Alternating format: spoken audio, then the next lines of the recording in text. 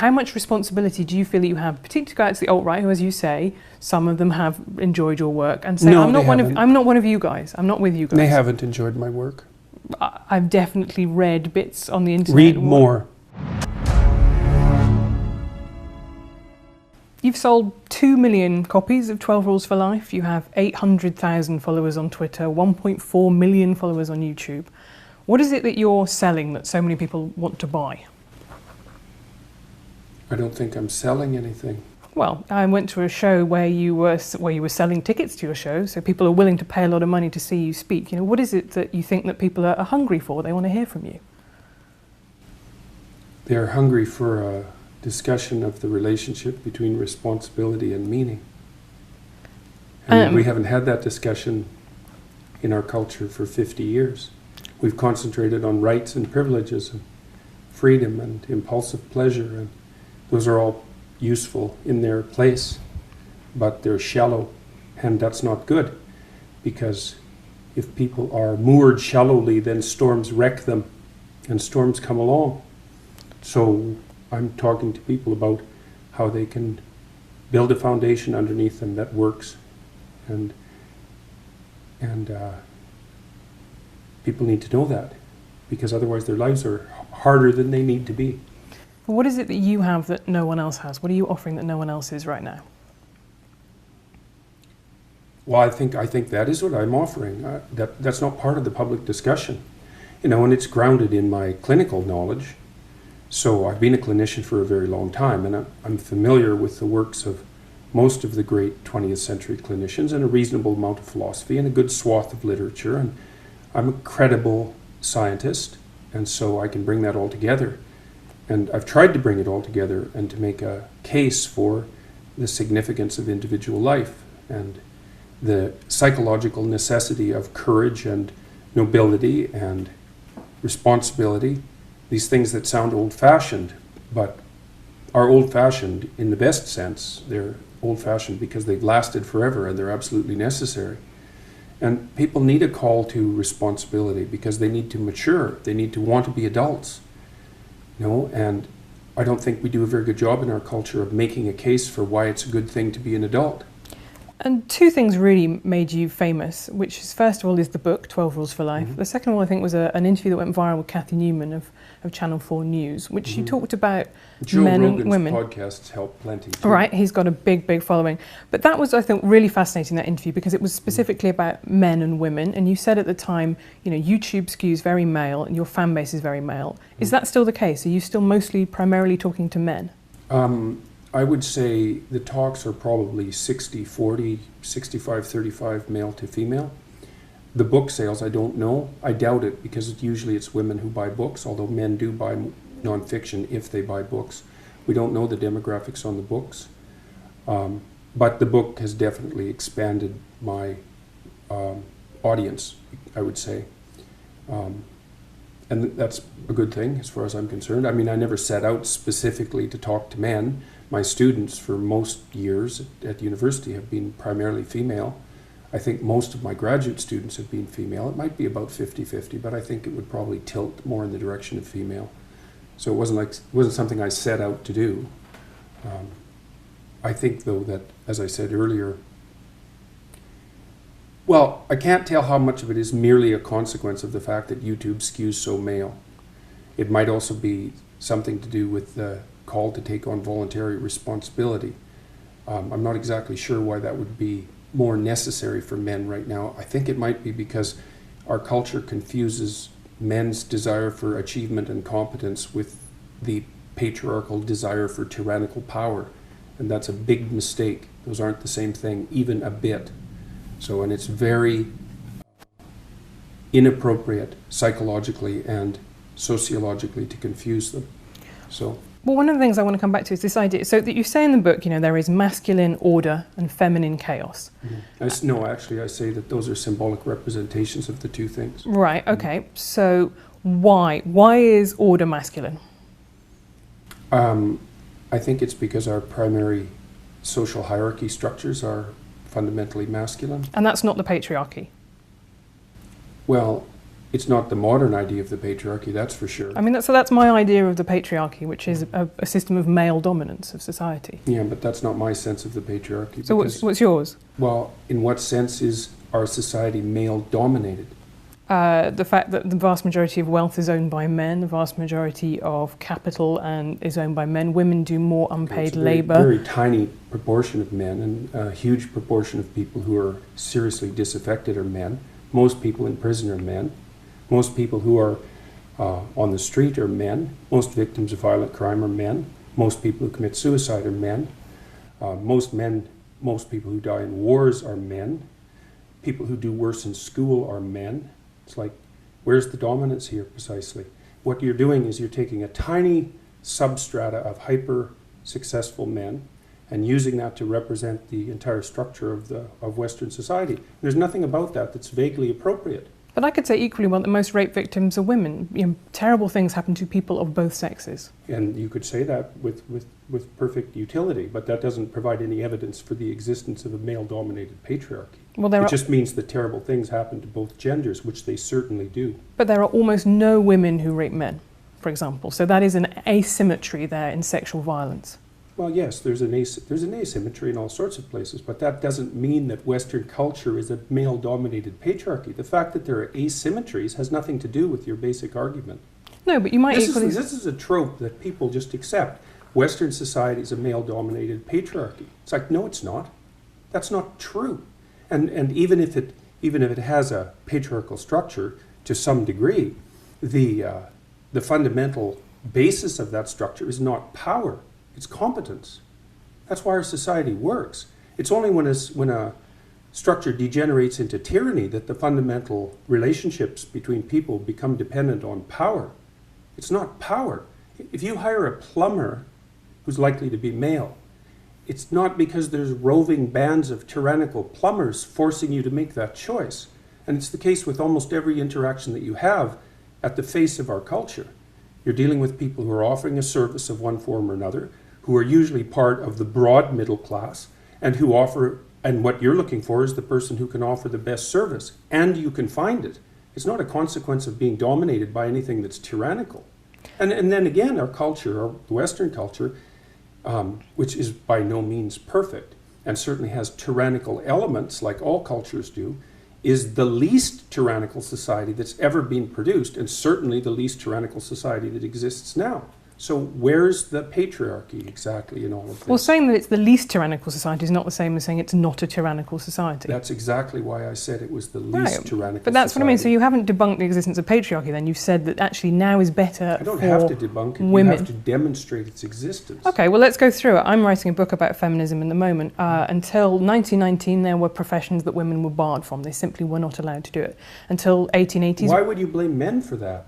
Because who was in those professions, who was guarding entry to those professions, who was worried about losing their status if women became doctors? What do you think it was that emancipated women in the 20th century, just out of curiosity? Well, a couple of different things. I think it was technology. I think it was the pill helped enormously because it gave when was that developed? Well, in the 60s. Right, so that wasn't 1919. No, but I also think it was a series of legal changes that started in Britain with the Married Women's Property Act, which said for the first time women are full legal beings under the law. They can own property. Mm-hmm. And that, to me, is a structure that has continued throughout from a time when women didn't have the same legal rights as men to now when they mostly do, but culture still lags behind it. I don't think you and I are necessarily talking at such cross purposes. It's just that your conception of patriarchy, as I see it in the book, is that quite a lot of men are quite nice and they do nice things for women.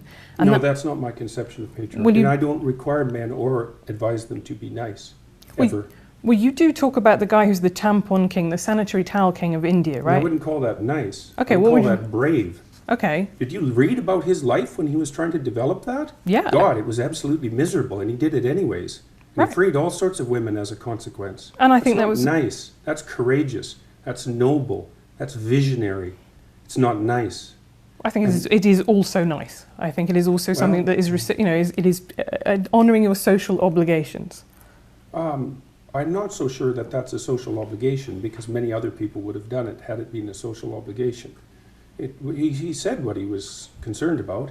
He saw that his wife was suffering with her monthly period and had to choose between feeding her family and taking care of herself properly and chose to feed her family and thought he would do something about that. That goes way past nice, especially given what he had to suffer through to do all the experimentation that produced his eventual technology.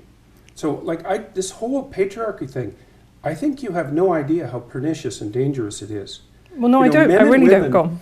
Throughout history have fundamentally cooperated to push back against the absolute catastrophe of existence. A terrible death rate, the probability of chronic starvation, early death, disease, the difficulty of raising children with all the death that was associated with that. And to look backwards in time and say, well, basically what happened was men took the upper hand and persecuted women in this tyrannical patriarchy. It's absolutely dreadful misreading of history. It's a terrible thing to teach young women, and it's a horrible thing to inflict upon men. I mean, I absolutely disagree with you. I think that's like saying slavery in the US was actually, most people cooperated. Well, no, you didn't. You had a system where one set of people owned another set of people. And until women got full legal rights, they could own property for themselves, they could work. Essentially, they were owned. They were first owned by their fathers and then by their husbands. Status to the domination by men. Yeah. You already said that you thought that what emancipated women primarily in the 20th century was technological revolution. No, not primarily, but that's one of two. I think that's two things. Not primarily, eh? No, you don't think the pill was a primary force in the emancipation of women? I think or it the was invention of tampons, let's say, or the provision of proper sanitary facilities, toilets, and that sort of thing. You're thinking instead it was the action of courageous feminists in the 1920s that produced a social revolution that overthrew the patriarchy. That's your theory. Yeah, I think that's a foolish theory. Well, I'm very sorry to hear you say that, but I think, to quote you in the Cathy Newman interview, I think it's a multivariate, right? I think there are lots of different things that all contributed to women gaining full rights. Well, then let's not be assuming that Western society was a tyrannical patriarchy. Well, no, but that's one of them, and then other things happened as well. So you have the pill, you have the dishwasher and white goods, labour-saving devices in the home. I think all of those were really important. But you also have things like campaigns for the vote. Yes, you also have things like that, yes. So how, when in a system that existed in England until 1918, when why would you even want to look at history like that? Like, what's your goal? Because exactly. I think the people who don't look at history are condemned to repeat it, and I think that what are we going to do? Repeat the persecution of women? You think that's a realistic possibility? Yeah, we're sitting here. How do you see that? We're sitting here in America, right, where we've just had a fifth judge appointed to the Supreme Court who is now anti-abortion, who's now conservative. I think that abortion rights are absolutely fundamental to women being able to function as full humans in society, and I think that is now under threat in America. I think it is extremely smug and complacent to think civilization has peaked, it's all upwards from here. Yeah, well, good luck with that, I suppose. It's a living. Like, there are lots of people who agree with me. There are lots of people clearly who agree with you. There are just a lot of people, I would say, who are coming to listen to what I say because they're sick and tired of having their desire to move forward in the world and to achieve something and to take their place as adult males, let's say, who are under the weight of accusations that their ambition and forthrightness is a manifestation of something that's fundamentally tyrannical. They're not happy with that. It's not doing anyone any good, and it's also not true. It's really a terrible thing to do to young men, and it's happening all the time. That's why they're bailing out of universities like mad. There won't be a man left in the social sciences in 10 years in the universities, and it's no bloody wonder. It's an unhospitable place, and it's unhospitable precisely because of this doctrine. Said that throughout history, the fundamental relationship between men and women was one of power, essentially slavery. It's like, fine, believe it if you want. It's not going to do your relationships any good, I can tell you that. So. Okay, well, we'll see how that one goes. I'm currently married, but I'll raise it with him. I think the university's example is a really fascinating one because you talk in the book about the fact that now women are a majority on 2/3 of college courses in the US. And I've also seen you saying, well, you believe in equality of opportunity, but not equality of outcome. Maybe women. It isn't only that I don't believe in equality of outcome. I think it's an unbelievably pathological wish and doctrine. Right, and it's very dangerous. History has demonstrated exactly how dangerous it is. Equality of opportunity is something that anyone with any sense would support, but equality of outcome, it's So what's You your have problem to with be there not confused being... beyond belief to support equality of outcome. Okay, so what's your problem with there not being enough men in the social sciences? Perhaps women are just cleverer. Perhaps that's why there are more women at university, Could right? be. Under your doctrine. I don't think that, but that's Well, I think the logical extension of your problem I have with it doctrine. isn't the fact that there's an unequal distribution. The problem I have with it is that the reason that men are bailing out is because of the prevalence of the doctrine that you're espousing. That's the problem I have with it. It doesn't matter that much. They will bail out. I don't see any way that the universities are going to redeem themselves in the next decade. So, and maybe that will be fine, but I doubt it. We'll see. That seems extremely pessimistic when the numbers of people going to university just generally are going up. Yeah, well, that's not going to last for very long. Why not? Because it's too expensive, and the universities are doing all sorts of things that aren't acceptable, mostly ratcheting up the price. So, and decreasing the quality of what they're offering, and playing into the hands of the people who are ideological acolytes of the identity politics routines, and playing postmodern stunts, and pushing neo-Marxism, and all these things that are characteristic of the social sciences and the humanities primarily. See, this is where I find you fascinating to me, because you talk in these quite apocalyptic terms. I think that someone will listen to that and think, wow, there's a really big problem. But what we're really talking about is some irritatingly postmodern professors and some students with blue hair and funny ideas about gender in a handful of courses around America and Western Europe. If that's what we were talking about, no one would have paid attention to me for more than about 15 minutes. So you might see this as some surface manifestation that's irrelevant, but that isn't how most people view it. It's certainly the case, too, that this identity politics battle of ideas was a determining factor in the last American election.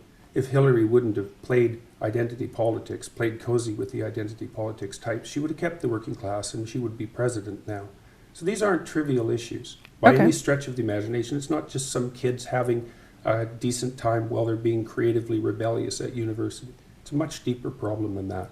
The doctrines that I'm opposed to are predicated on, well, one assumption they're predicated on, it's probably the primary assumption, is that the best way to view history is as the domination of a tyrannical male patriarchy, and that's true also particularly of the West, which is a doctrine I find absolutely unpalatable and historically absurd, biologically ridiculous, and ungrateful, among other things. Who's ungrateful, sorry, in that? Who is being ungrateful? Look at what you have. Right. You live in the best society that's ever been created. I was reading about some Indonesians. Do you mean me as a woman or me as a 21st century person in the world? I mean us, yeah. I'm incredibly grateful for what I have, but to me the project of politics is... construction of a tyrannical patriarchy. You're grateful for the productions of a tyrannical patriarchy. How does that make sense? Because I think life is good. I think it could be better. That's what being fine. a progressive means. That's a perfectly reasonable proposition. But I guess that isn't commensurate with your claim that you're the beneficiary of a tyrannical patriarchy. Why not? How can it be good if it's the consequence of a tyrannical patriarchy? Tyranny isn't good, is it? I mean, that's the definition of tyranny. Something that isn't good, and yet it's produced all these things that you're grateful for. Like, doesn't that contradiction bother you? Where did what was good come from? I think I'm benefiting actually from a lot of things that I don't support, that are unearned privileges in my life. I think that's absolutely true. Like your job? Like I have a very good job. I had a loving family. I don't think that's going to do the world any good, is it? That's a hell of a fine rationalization for your privileged position. Oh, well, fair enough. But if you could trade it off with someone who's less privileged. I could. That'd be a start. I could do that, but I don't want to, and I won't, and I don't think I should be expected to. Why not? Is it okay for you to occupy a position of privilege in the patriarchal tyranny? And if it is it because you're female, or is it just because it's convenient? Let me tell you my political philosophy. I guess I'm a social democrat. So what I believe is that you should, if you have a good life, you should try and pass that on. I believe in a progressive redistributive tax system, for example. It was once said by Lord Mandelson in British politics, New Labour was okay with people being filthy rich as long as they paid their taxes. Now, I'm kind of less okay with people being filthy rich. But Define filthy rich. Well, I think I would leave that You're probably in the top 1/10 of 1% of people who've ever lived on the planet. that would constitute filthy rich by historical standards. Okay, but I'm not So sure that where I'm is going the to line exactly? be able to help the Neanderthals at this point, really, by giving up some money. But this is my point, is that what I believe in a structure in which people who have had a good life and had lots of advantages should pay that back, pay that forwards, which I think is the message that you preach as well, right? You have responsibilities. And if you've had, like us, a lot of advantages in life. Western civilization as a tyrannical patriarchy. But it's not purely a tyrannical patriarchy, That's for sure. Is it? It's purely not. Right. And that's exactly the issue. But why because would you deal with moral when you describe it as a absolutes tyrannical patriarchy, then you make a case that it's purely that. And that's exactly what's ungrateful. Why it's not purely that at all. Why is saying that something has elements of this make the same as it is purely that? That isn't what's being said. Merely to define it as a patriarchy implies unidimensionality. And to insist that that's also tyrannical doesn't offer a balanced viewpoint at all. Well, I think that's probably where your disagreement comes with this, which is because I do not see it in that way. I do not see that as univariate at all. I see it as one element. Then why call it a patriarchy? Because it describes an overarching structure. Does it? Yeah. What if the patriarchy is fundamentally composed of women? Is it still a patriarchy? No, that would be a matriarchy. Would it? So let's say we take a patriarchal structure, like the medical profession, and we fill it primarily with women. Is it then a matriarchal structure? What makes it a patriarchy to begin with? Is it the hierarchical structure? Is it the fact that it's mostly men? Is it the sociological structure? Or is it the fact that it's mostly men? Well, I think that's really interesting because male primary school teachers, for example, only 15% of them are men. And I interviewed some of them for my book. And you know what? They report exactly the same things that women do in male-dominated offices, right? They say, people have conversations that I feel excluded from. I feel stigmatized, like I shouldn't be here. People look at me askance when I say I'm a primary school teacher and I'm a man. You know, they kind of reel back. We all make those implicit associations. So if it is a structure that's dominated by women, then it's also a tyrannical patriarchy. I think in that case, then men have a way of, they should be able to complain about the fact that a very female-dominated office leaves them feeling out too. Yeah, feeling left out too. So how do we get something that isn't a tyrannical patriarchy? If it's composed of women, then it's a tyrannical patriarchy, and if it's composed of men, it's a tyrannical patriarchy. We're kind of out of options. Right, but, or you could have an office in which a blend of people of both sexes work. So if it's 50-50, then it's not a tyrannical patriarchy. No, not 50-50. I'm saying that people... 40-60. I'm saying that there is clearly, when there's only 15% of male primary school teachers, they do feel marginalised and excluded. So you think the defining hallmark of a tyrannical social structure is the predominance of one gender, and if that was relatively equalised, then all of a sudden it would be a free and open institution. I don't think that male primary school teachers are being tyrannised. I do think they are being marginalised, and I do think that they feel excluded and stressed by that. So what do you do about that? Well, this is what I mean. I think actually, and I'm surprised you don't agree with me on this, that actually having more male primary school teachers would be a really good thing, because boys need role models, actually. People, particularly boys who don't have a father figure in their life, that's really important for them to have a stable adult who shows them what it's like to be a man around the place. Could be, but you shouldn't achieve it as a consequence of preferential hiring. No, I don't think it would necessarily need to be preferential hiring. I think it would probably be about making that job, breaking down the stigma to entering that job. I think teaching is a really interesting example. It was seen at the turn of... I worked in daycares when I was 18, 19. Right. You know, there were no men in it. And how did that make you feel? I loved it. Yeah. You know, the kids, I used to wrestle with the kids, which of course can't do now because everybody knows that would just be a catastrophe. And I used to draw them pictures of monsters and they'd line up for that. And I liked working with kids quite a lot. And I didn't care whether it was female-dominated. I've been in female-dominated my professions my whole life. Right, I think... I haven't felt marginalised as a consequence. Well, then you have been lucky, and I have talked to people who have might be luck. The opposite. Might be careful conduct as well. Explain that more to me. Well, why would you assume that it would be luck? Well, if I say that, you know, there is a statistical analysis, and I've talked to a broad range of people, and, you know, you would always expect outliers at either end. Some people have had a really terrible time, some people have had a really brilliant time. Yeah, well, everybody else in the middle. One of the things that I've strived to do is not to become resentful. Well, okay, that's very good. I have to say that your Twitter feed does not give me that impression. You come across as somebody who takes criticism very much to heart. Is that true? I don't think you have any grounds for that suggestion. I mean, you've seen my interviews online. If I was someone who took criticism at heart, I'd be in a lot more trouble than I am now. In what way? Well, I've been criticized endlessly for 2 years. I've been in scandals. I've probably been in, I don't know how many scandals in the last 2 years, and had unbelievably contentious interviews with journalists online, on TV, on radio, in podcasts. If I was someone who couldn't tolerate criticism, the evidence for that would already be clear. Twitter's a strange social network. I've kind of pulled myself away from it. So it's not an easy place to conduct yourself with as much grace as you might. And I think it sort of rewards impulsivity because maybe it's because of the constraint on characters or something like that. So I think that people tend to show their worst on Twitter, and some of that's a consequence of the structure of the technology. I think I certainly agree with you. I think that's something that we agree on there. I think people are rarely at their best on Twitter. No, and I pulled myself away from it quite a lot in the last month, mostly to see why. I kind of kept an eye on Twitter, all the social media networks for the last few years, partly to see, well, I'm trying to monitor what's happening around me, I suppose, is probably the right way of thinking about it, and to see if I'm making mistakes and how they might be rectified. But I don't think Twitter's been good for me, and I don't think the reply function on Twitter is useful, and I think the fact that so many people on Twitter are anonymous is not a good thing at all. Do you think you'd be less angry if you weren't on Twitter? That's something I think quite a lot. I would come into contact with less things that annoyed me on a daily basis. Oh, I think there's no doubt about that. Yeah.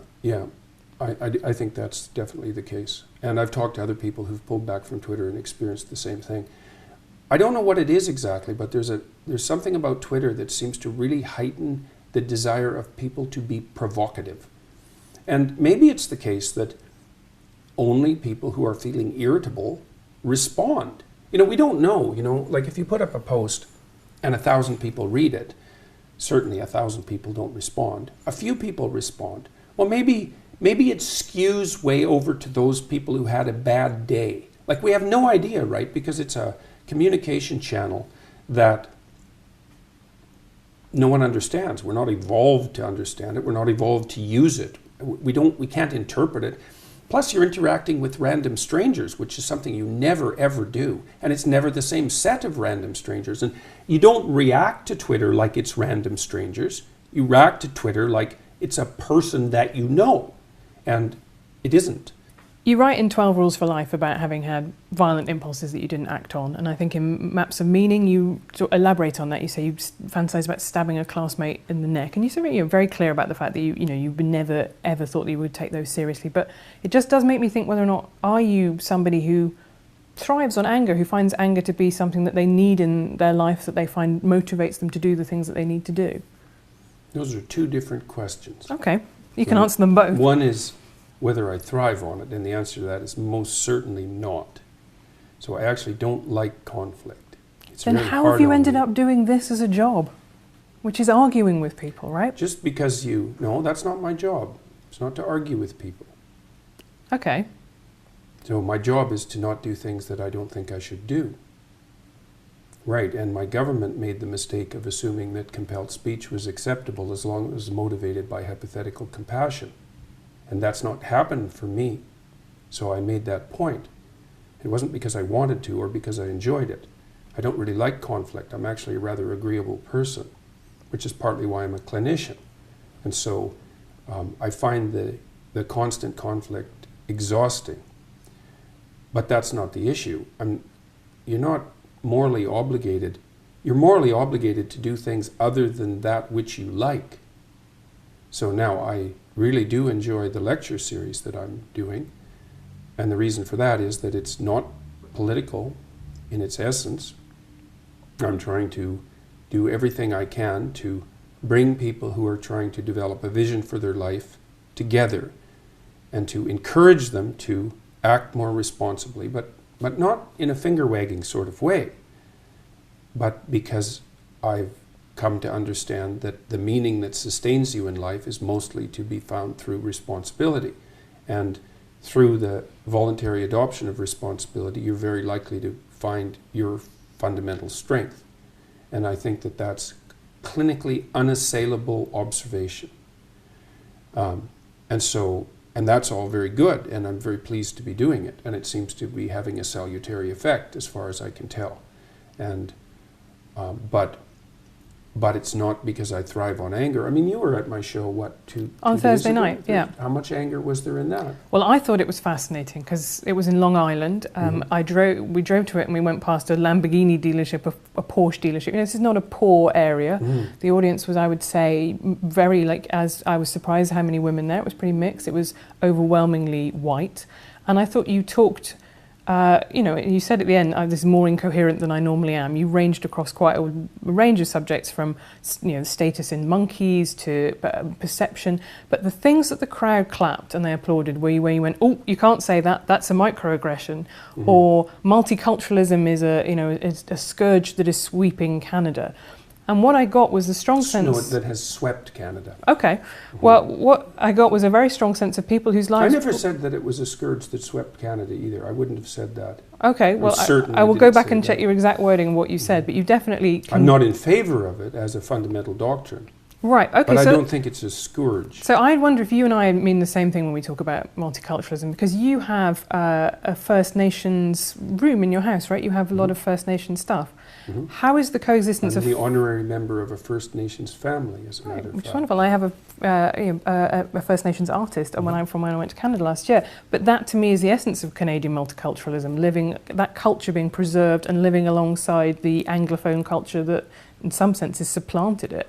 How is that not multiculturalism? Well, multiculturalism is the idea that the cultures can all be put together in a single place with no overarching structure or undergirding structures. Like, that's not the case. How can that possibly be the case? That defines the situation in the world, and the world is full of war. So how can that possibly work? If you're going to bring people together and they're going to exist together in harmony, they have to be playing a game that everyone plays, that everyone knows the rules for. It can't be 10 different sets of rules for different people. That isn't going to work. So it's absolutely naive to believe. If that worked, the world wouldn't be full of war. Well, before we had, multiculturalism, we still did have war. In fact, war is, as Steven Pinker, I'm sure you've read what Steven Pinker says, this is the least violent time in human history. So yes, something that's a consequence of the patriarchal tyranny. Well, if you think that the patriarchy's been eroded over the last 100 years, maybe that's what it's down to. Maybe you could give some credit to it for that. I actually didn't say that the patriarchy had been eroded. Well, because you don't believe it existed in the first place. Fair enough. But my definition of multiculturalism is citizenship-based, right? So you can be both Canadian and First Nations. You can be both Quebecois and also Canadian. But that means that everybody in the multicultural milieu is one thing and another. Right. But they're all one thing and another. Yeah. Yeah, well, our Prime Minister said, well, there is no Canadian identity. It's like, well, okay, what is it that unites us? Well, nothing. We all protect our cultures. It's like, well, that leads to war. Okay, it doesn't only lead to war, obviously, but unless you have people operating within a shared framework of perception and value, they can't cooperate and compete peacefully. I don't understand how that's even a disputable topic. That's how you organize people. Okay, I think if that's what he said, that's what Trudeau said, that is a dumb thing for the Prime Minister of Canada to say when you are Prime Minister of Canada. You might say that. Would agree much more with what Barack Obama said when he said, I'm trying not to make a red states America or blue states America or white America, black America. I'm trying to make a United States America. That to me is... Yes, the Democrats are very good at that. Well, they played identity politics for the last 20 years. All they've done is inflame tribal tendencies, as far as I can tell. So he can say that, but it isn't obvious that it's the case. And it's not obvious to me at all that one of the consequences of Barack Obama's presidency was a reduction in racial tension in the United States. No, I wouldn't agree with that either. I think a lot of people found having a black college-educated professor very alarming and threatening to their idea of themselves as the dominant group.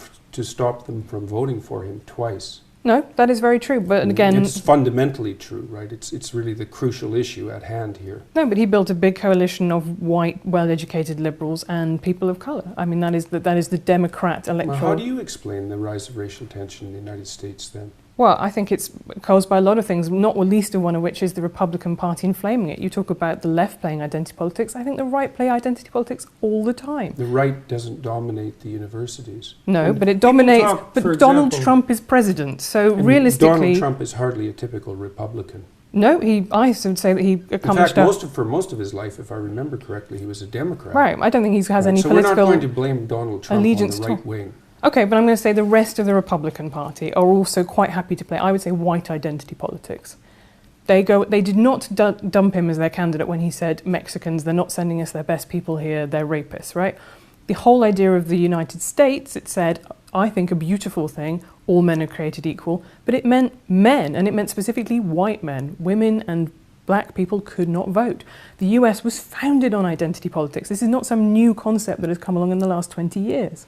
The United States wasn't founded on identity politics. Yes, it was. That's absolutely absurd proposition. The United States was founded on the same principles that, what would you say, that played their powerful role through the development of English democracy. And that was nested inside a Judeo-Christian view that fundamentally presumed that both men and women were made in the image of God and that all people had divine value. And it took a long time for that set of ideas to fully manifest itself in the political realm. But to consider that a manifestation of identity politics is, I can't imagine why you would possibly do that. I don't consider that a manifestation of identity politics. I consider having a constitution that says only some people are citizens to be a manifestation of identity politics. Well, what do you think changed it across time? And look, let's get our definitions straight here. You can't lump all occurrences of non-equal treatment into the category of identity politics. Identity politics is a very specific thing. It's really only existed since the 1970s. You can't go back into 1770 and say that the founders of the American Constitution were playing identity politics. They were playing politics that was based on identity. That's my definition of identity politics. That's not the definition of identity politics unless you play fast and loose with the definition. Identity politics is something that's... No one talked about identity politics 20 years ago or 30 years ago. It's a new term. You can't say that people's proclivity to identify with their group is identity politics. That's just tribalism. And that's like, who knows how old that is? 1,000,000 years old. 500,000 years old. And you're going to call tribalism identity politics? Well, that's not helpful. If you want to talk about tribalism, we could talk about tribalism. But identity politics is something that's nested inside a particular political view of the world. It's got a Marxist basis, and it manifests itself in postmodernism. And it emerged in the American France first in the 1970s, and then has swept through the American universities and increasingly the rest of the West since then.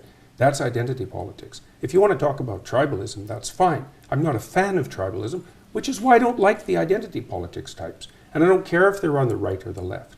I think the right-wing use of identity as the primary marker for human categorization is as reprehensible and dangerous as it is on the left. My problem with the left at the moment, the fundamental problem with the radical left, is that they're hyper-dominant in academia. And that's not good. And that's not my opinion. You can go look at Jonathan Haidt's data and see for yourself. And he's as moderate a person as you could hope to find, and probably less prone to anger than me.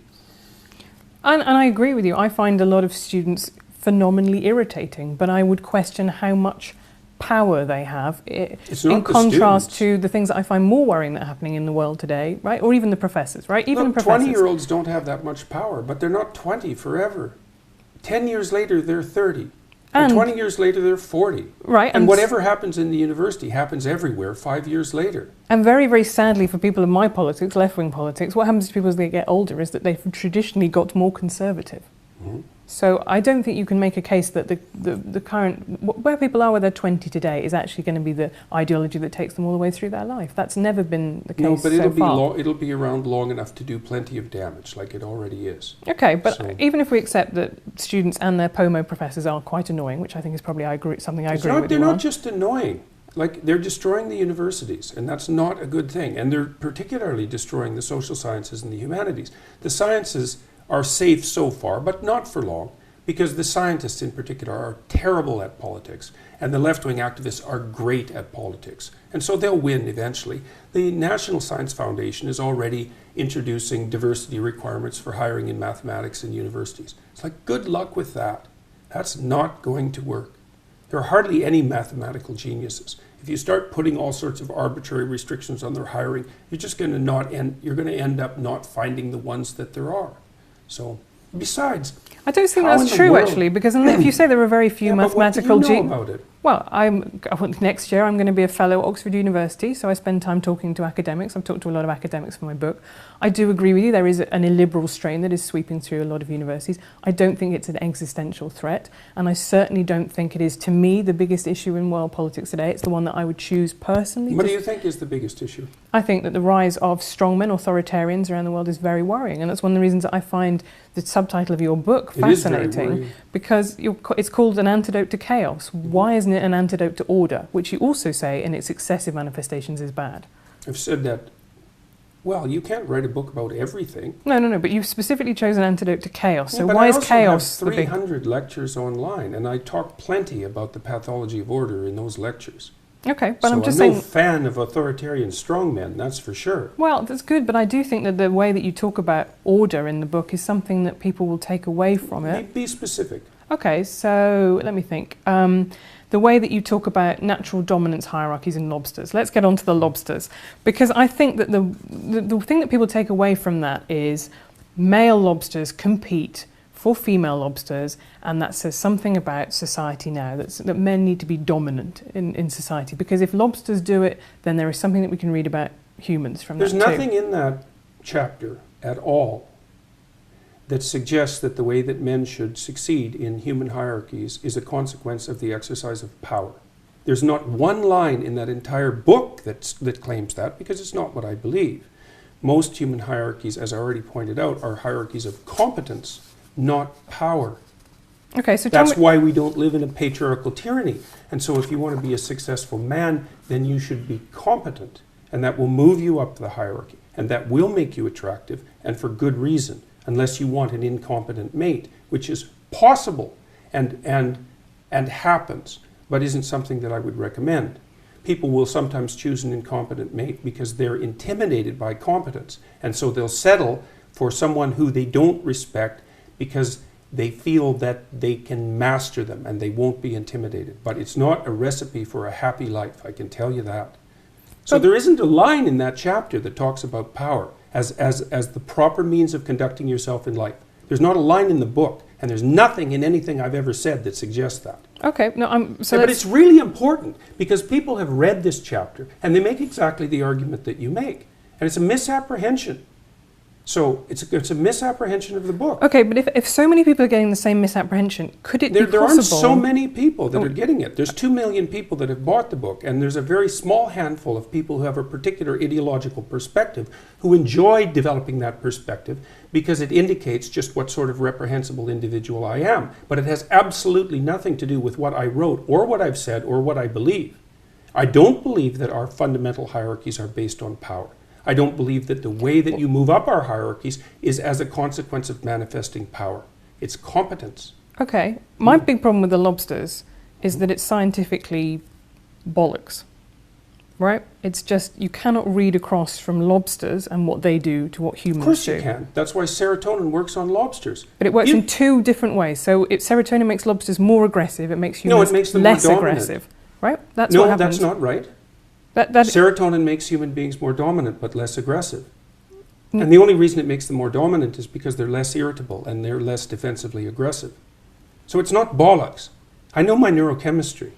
So if you're going to play neurochemistry, let's go and do it. Okay, well you say antidepressants work on lobsters. Yes, they do. They make a lobster that's been defeated in a fight more likely to fight again. That's not the same mechanism that happens in humans, because yes, lobsters don't get depressed as the way that humans are. I think you're anthropomorphizing into a ridiculous degree. These are creatures that urinate out of their faces. I think that the fundamental issue among knowledgeable animal behaviorists is that anthropomorphization with animals is generally the appropriate tactic unless you have reason to doubt it, which is because there's continuity between us and animals rather than discontinuity. And the idea that the anthropomorphization of animals is inappropriate is something derived from 1950s behaviorism. The highly trained affective neuroscientists and people who study motivation and emotion as well as neurochemistry know perfectly well that there is biological and behavioral continuity across the animal kingdom and way down into the kingdom as well, which is exactly why I chose lobsters. to indicate that there is so much continuity in the systems that allow us to estimate status position that we share it with creatures that are a third of a billion years old. And the reason that I made that argument was to put paid, at least in part, to the absurd Marxist proposition that hierarchical structures are a secondary consequence of Western civilization and free market economies, which is as preposterous a perspective as you could possibly develop about anything. Hierarchies are a third of a billion years old. You can't blame them on the West or men or capitalism. And we're wired for hierarchical perception in ways that you can hardly possibly imagine. Even our ability to rank order a set of objects seems to be tightly linked to our ability to assess the relative status of people in our social milieus. So, and the biochemistry is very, very similar, and the reason we know that is because most of the drugs that are used on people are first tested on animals. Now, it's not often animals as primitive as lobsters, but it is plenty. So a lot of what we know about neurological structure, for example, is a consequence of studying the flatworm, which is a much more primitive organism than the lobster. Continuity is the rule. Okay, so what can we learn from killer whales that live in matriarchal pods, often led by a grandmother, someone who's been through a menopause? Why isn't that an example that you've picked to talk about in the book? It's because lobsters say the thing that ideologically you want to talk about, which is your belief that there is a kind of Marxist ideology sweeping. How do lobsters say that? The point that I was making with lobsters, I just said what it was. That hierarchies have been around for a very long time. But who genuinely, really, today is arguing, apart from maybe 3 mad Marxist academics, that there is no such thing as hierarchy? Hierarchies They're not arguing exist. that there's no such thing as hierarchy. Or there should be no such thing as hierarchies. Oh, there plenty of them are arguing that. Really? Because I see that almost never in the wild as an argument. I see people think that hierarchy should be based on merit and they should be more equal. What do you think the demand for equality of outcome is if it's not an attempt to flatten hierarchies or to eliminate them? What else could it possibly be? And you don't think the neo-Marxists and the postmodernists think that hierarchy is a social construction? Like, you're not talking about the same people that I know, right. That's for sure. Everything's a social construction for the social constructionists, including hierarchies. But I just don't think that is a very widely held view in the world. It might be among liberal arts universities. 20% of social scientists identify as Marxist. Where's that statistic from? Look it up in Haidt's work. Okay. I'm interested. I've checked it out quite carefully. Yeah, but it's a perfectly valid statistic. I don't have the reference at hand. Yeah. So it's 1 in 5. Okay, and the number of conservatives, or even liberals for that matter, in the social sciences and humanities is not only vanishingly small, but getting smaller. And you think the social constructionists believe that hierarchy is built into biology? They're not very good social constructionists if that's what they believe. And the postmodernists and the neo-Marxists are radical social constructionists because they wouldn't believe that human beings are infinitely malleable and that we can be recreated in whatever image the ideologues might want to recreate us in if they didn't think that. And it's much more prevalent than you're admitting. I mean, there isn't a competing position on campuses except among the evolutionary biologists and the evolutionary psychologists, let's say, and they're under complete attack. They're certainly next on the chopping block as far as I can tell. I've been warning them for the last 2 years. Social constructionists don't like evolutionary psychologists and they don't like biology. And I really don't understand why, except that it interferes with this idea that human beings are infinitely malleable and stops them from being able to blame hierarchy on the West. Look, if you're really concerned about the poor as a social democrat, let's say, the first thing you should do is abandon your presupposition that the dispossession produced by hierarchies is a consequence of the patriarchal structure of the West. It's a way deeper problem than that. So there have been people who've been dispossessed forever, way before capitalism. Okay, I think I would agree with that. So if it is a way deeper problem than that, how do you tackle it? I don't know. Well, that's a bit... I mean, that for someone as intelligent as you that just throw their hands up and go, ooh, maybe some people There's lots of things I don't know how to tackle. I don't know how to tackle the fact that people range extremely widely in their cognitive ability either. These are big problems. Right, but we could start with a redistributive tax policy, right, where people who earn a lot pay more tax than people lower down the income scale to redistribute income. That was a fairly obvious way that you could make poor people less poor. It's something that, you know, the Labour government did. They almost, I think they halved child poverty. It is possible to do things, and we do have mechanisms. Well, I wouldn't make the immediate presumption that it was the redistributive tax policy that halved child poverty. You know, that absolute poverty in the world has halved between the year 2000 and 2012, and you can't attribute that to redistributive policies. No, I can't. I'm only talking about Britain. I'm talking about that particular government, which had, you know, then there are fiscal analyses that have been done. But I think, let's move on from lobsters. I mean, you know. That chapter is about people becoming responsible and competent, not about them becoming like dominant and powerful. Okay, it's not that at all. But my problem with it is I think you got criticised by a lot of marine biologists, right, and by a lot of geneticists I think for one.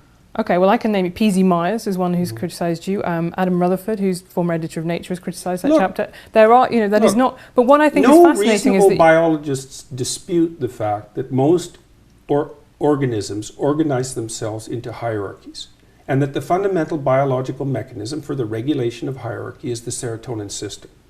That's not disputable. Now you can find animal organizational structures that vary from that, what would you call it, fundamental pattern. But the existence of variance isn't proof against the existence of a fundamental pattern. Like I don't know how you can sit there and be skeptical about this. If you know the literature on hierarchical structure, you understand that across the entire animal kingdom, animals tend to organize themselves into hierarchies. But and that the neurochemistry but very of the hierarchy different types of hierarchies, right? So well, there's a pattern. That's why we know they're hierarchies. Right. Yeah, but like you say, the pattern as if that, you know, the hierarchy is the pattern. Right. Okay, and that's fine. So chimps have one very obvious social structure, and bonobos have another one. It's not as different as people have made it out to be. No. The bonobos are a lot more violent than the and they're not hippie monkeys, right? Observers of the bonobos have admitted. Okay, but nonetheless, you say that as if those little details don't matter, as if there can't be such a thing as a hierarchy that is much worse than another hierarchy. That's my problem with it. I'm not saying that at all. There's clearly hierarchies that are worse than other hierarchies. Right. Baboons have terrible hierarchies, for example. And tyrannical hierarchies aren't my cup of tea. Right. That isn't the point I was making. No. The point I was making was that hierarchies can't be blamed on capitalism or the West. They're built into our biology. The neurochemistry is so old that we share it with crustaceans, so that's 1/3 of a billion years, which is the proof that hierarchies aren't a recent construct. If proof like that needs to be provided, and that the best way for people to adopt a strategy that will move them up the hierarchy, which is a desirable thing in most regards, is to face the suffering of the world forthrightly. That's what that chapter is about.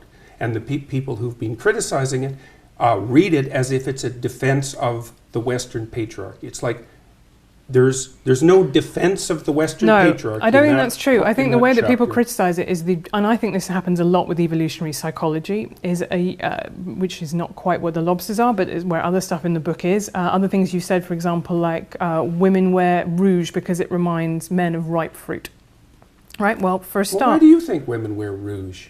I have absolutely no idea. But I will tell you, that's really not a very good answer. Well, yeah, you said before there were lots of things you don't know the answer to. But I'll tell you one thing. I'm not criticizing your perspective on this. You're criticizing mine. So I'm presuming you have an alternative idea. Why do you think women wear makeup? Why do you think there are an enormous... But let's go back to why women wear rouge, because it reminds men of ripe fruit. Okay, first of all, not all ripe fruit is red. Why would you want to... we evolved color vision to detect ripe fruit. Do you want to eat women? No. I think unless men are having sex with ripe fruit... You might want to taste them. That's not really where... And where is the evidence that women who are redder in the cheeks have more offspring? What do you think happens during the sexual flush? But that's the key point, isn't it? Is that you would expect, actually, if this is a sexual selection, that women who are redder would have more children. We would get progressively redder over time. One of the hallmarks of youthful skin is the proclivity for it to flush red. And yes, youthful women have more children. It's a primary sign of fertility. I think you're using... Wait a second here. What do you think women wear makeup for? Come on, if you're going to go after me on this, okay. Let women people say, well, women wear makeup to feel better about themselves. It's not a very deep analysis. Why makeup? Why facial makeup? I'll tell you why I wear makeup, which is to stop the comments that I would get if I didn't wear makeup. And my gender, I always say my gender is low maintenance, right? I don't feel particularly like a woman inside. I don't really know what that would mean. But what I try and do is try and look, you know, in the same way that you get black women who talk about the problem with natural hair, is it's seen as unprofessional, right? And as a woman, if you don't wear makeup, that is seen as a political choice. That is seen as something that, you know, you are... So you wear makeup to protect yourself from what? From tyrannical judgment. Men? No, but tyrannical women as well, I would say. I think women very harshly judge each other's appearance, and there are very good reasons for that. But probably because they've learned that from oppressive men. No, I don't think so. Why do you think it is then? I think that women are encouraged to be seen as being in competition with each other. Encouraged? You don't think that there's anything about that that's natural, eh? Well, I would be reluctant to get into that because I think you could talk about intrasexual competition. I think that's a very big deal among the social sciences and evolutionary science. It's not my particular competence. But yeah, I wouldn't. My conception of the patriarchy is not that men are beastly to women. It is that there is a structure in which women participate too that overall privileges and benefits men in order to control female reproduction. And I think those are two very different things. You write in 12 Rules that you skipped a grade in school and you were small for your age. Do you think that shaped your personality and your experiences of life? Well, it did to some degree. Made it difficult for me to participate in sports. So I didn't really do anything that was fundamentally athletic till I was in graduate school. So my parents are guilty about that because they felt that it wasn't good for me, but I'm not unhappy about it. I got through school faster. I wasn't a fan of school, and the faster I got through it, the better. I think it might have encouraged me to do two other things, which was I probably hung around with rougher kids that I might have otherwise, partly as a compensation, I suppose, for being smart and academically able and also small. So I probably exaggerated my roughness, I suppose, and it made me more capable of verbally defending myself. But other than that, I don't think it had much of an effect. I think I pretty much left all of that behind. That's very good. Also, the other thing I was really interested to read was that you married your teenage sweetheart. Yeah, well, I met her when I was 8. So we've known each other for 50 years, yeah. So this is, I think, really fascinating. So I read that and I thought that was quite moving. And then I was reading the bit about, you know, the animal kingdom, and the bit for you take away from the lobster section is that, you know, what happens if you're top lobster is that you get to impregnate all the females. So that's as being evolutionarily successful as a lobster, right? That's proclivity towards polygamy, which is one of the things that pulls on human society. Right, and you're now the pretty big lobster. And yet you are monogamous, you're faithful to your wife, you don't want to go around impregnating every woman that you see, right? No, one woman's enough trouble. Right, so I think that's to me that was really interesting because that's a way in which we are very obviously very different from animal society, and to me it takes... We're not that different. I mean, there are plenty of societies where exactly that happens. Right, but you've been able to overcome that biological urge, right? And so in the sense that maybe there are other biological urges, such as men's propensity towards violence, that might also be overcome. Well, it's not self-evident that you want it to be overcome. I mean, you don't know what goes along with it. You know, I mean, obviously, first of all, defining violence isn't that straightforward. How about use of force in self-defense? Does that constitute violence? I think to me that's a separate category of violence. I think self-defense... but it's not that easy to distinguish them. Like if you're... What you want to do with a child who's aggressive is socialize them so that they become sophisticated in their manifestation of their aggression.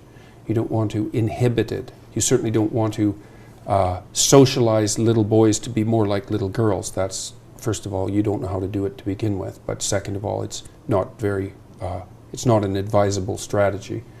So... Well, I found that really interesting because in the book you say that actually if you feminize men, that might give them more of might have more of an allure towards these very fascistic ideologies. Oh, there's no doubt about that. That's standard psychoanalytic. That's like psychoanalysis 101. If you repress something, it comes back with a vengeance. Okay, so tell me what you mean by feminizing in that sense.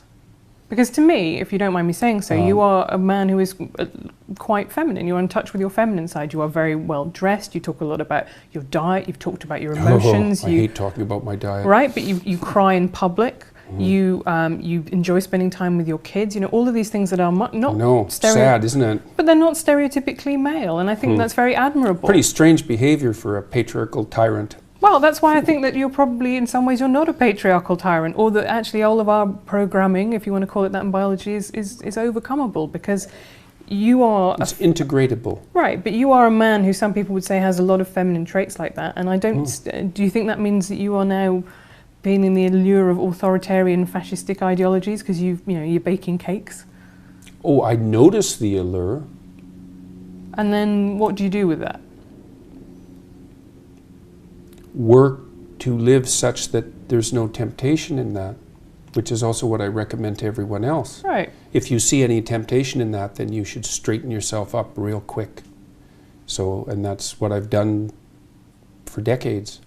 So of course you have to see the allure in that. If you don't see the allure in it, you're a fool, just like if you don't see the allure in the radical leftist ideas. I mean, if you didn't understand the allure, you couldn't understand the ideas. They're dangerously alluring. You know, it'd be lovely if there was a strong man who could solve all our problems, and those who deserved it got exactly what was coming to them. It's not something that I would recommend as a wish. But that doesn't mean you want to be blind to its attraction. You want to see what the dark parts of you are attracted to. It helps you keep an eye on where things can go if they go badly sideways. So I don't think it has anything to do, though, with my, what would you say, more classically feminine interests. Not as far as I can tell. I mean, I have all sorts of classically masculine interests too, so right, and it seems to be reasonably well balanced. Right, so you talk then about we shouldn't socialise little boys like little girls, but actually, I have lots of stereotypes. I'm interested in politics, which is overwhelmingly male-dominated. You have lots of classically feminine interests. Why, what is the problem here with people having personalities that are a mixture? There's no problem with that at all. The problem is when it's dictated by fiat. Well, I mean, who's fiat? How about the education system? So in schools, you think, that there is... Well, I can't remember the psychologist's name at the moment, but he was quite influential in the 1980s, who recommended as a control for male violence that boys be socialized more like little girls. And I don't think that that's a particularly unpopular viewpoint. So on the de-emphasis on competition, for example, in games, the increase in the rise of competitive games where scores aren't kept, that sort of thing, is all a manifestation of that kind of theory as far as I'm concerned. The idea that there's something intrinsically wrong with competition. It's a very foolish idea, especially if you want to motivate relatively aggressive boys, because they're competitive. Well, competition, that's not good. Someone has to lose. It's like, well, you're not going to get very far looking at the world that way, I'm afraid. Maybe you want to generate a plethora of games so that everybody has a shot at winning. That's a good idea, but you certainly don't want to devalue the notion of winning. If you're doing something necessary, you should reward people who are particularly good at it. It's part of the definition of it being necessary. So, and you don't want to control aggression any more than you want to control sex. You want to integrate it. And if it's integrated, that's the integration of the shadow from the Jungian perspective, and something I talk a lot about in my lectures. It's like you need to have the capacity for danger. You need to be dangerous, but you need to learn how to not use it except when it's necessary. And that is not the same as being harmless. Harmless, that's a terrible virtue. It's like a rabbit. There's nothing virtuous about harmlessness. It just means you're ineffectual. Yeah, I think I would agree. Well, I think there are some people who through their harmlessness become iconic and they become symbols. I think the Gandhi and the principle of non-violence. He's not harmless. He just transcended his deep violence. That is a completely different thing. Okay. Without that capacity, there would have been no way he would have had the strength of character that he had. He was an integrated person, not a harmless person. Okay. That's a very, very different thing. Did you have different ambitions for your daughter and for your son? Some of them were different. I encouraged my daughter in her desire to be a mother, which is not something I did with my son. Did you encourage him in his desire to be a father? Absolutely. Right. So you encouraged both of them to be a parent? Right, but those are different. Yeah, So, I believe. and yeah, I mean, Okay. and in some sense, I think it's harder for young women because, of course, the problem of integrating family with career is a more complex problem for women to solve. So, and I spent a lot of time talking to her about how she might solve that. I wouldn't say that we came up with anything that was spectacularly original or successful, but I at least let her know that whatever pathway she chose was fine with me as long as she was being honest with herself about what it was that she wanted. But also that, I'm not a fan of the idea that the most fundamental orientation that a person is likely to have in their life is career. I don't believe that's true for most people. I certainly don't believe it's true for most women. And I think the evidence supports that claim quite straightforwardly. So, However, it is the only thing that you get paid for under capitalism.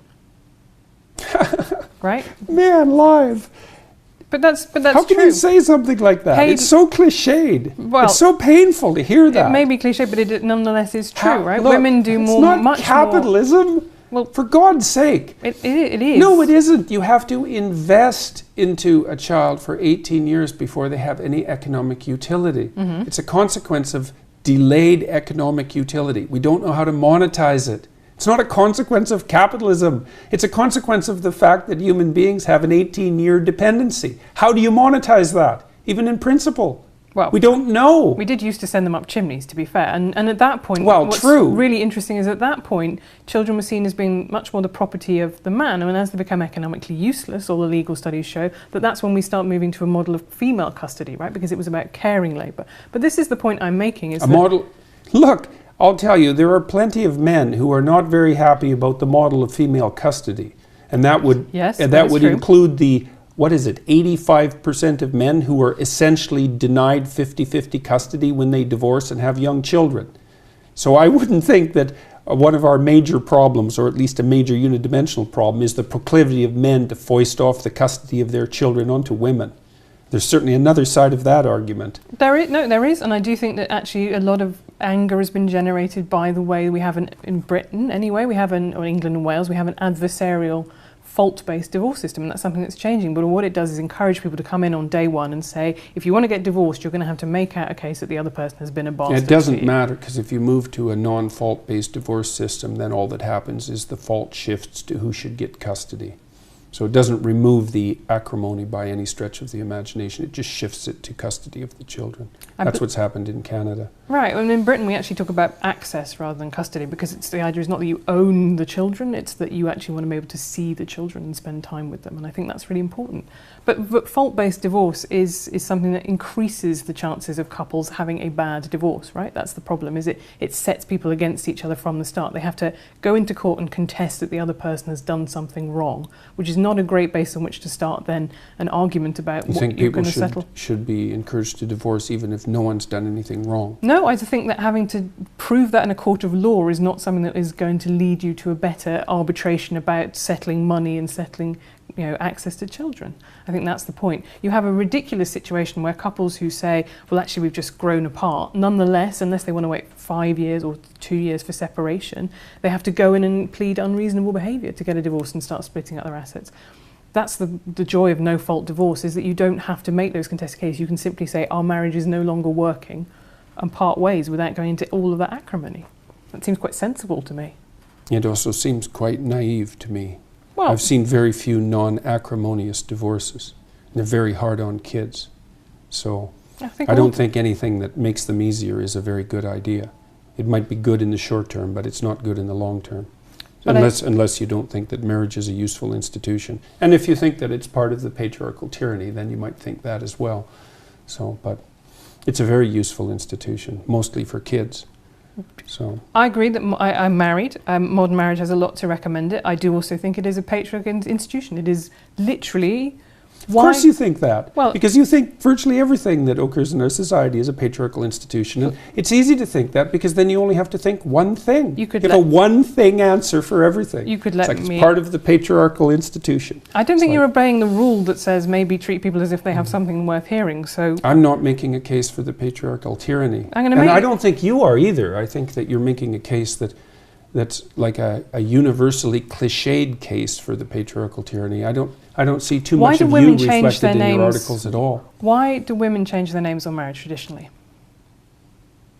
I don't know exactly. Why do you think they do? Because it was to symbolize the transfer of their ownership from one family to another family. That's why in The Handmaid's Tale you have off Warren, off Glenn. Oh God, Margaret Atwood. Well, she was just about devoured by the feminists last year, so that was something interesting to observe. I think she made a very good point. She wasn't devoured by all feminists. I'm a feminist. I thought what she said about due process in cases like that is perfectly reasonable. Mm-hmm. Well, many people didn't. No, but then, guess what? This is on the internet, you can find someone who disagrees with pretty much anything. Mm-hmm. But so why do you think women change their names when they get married traditionally?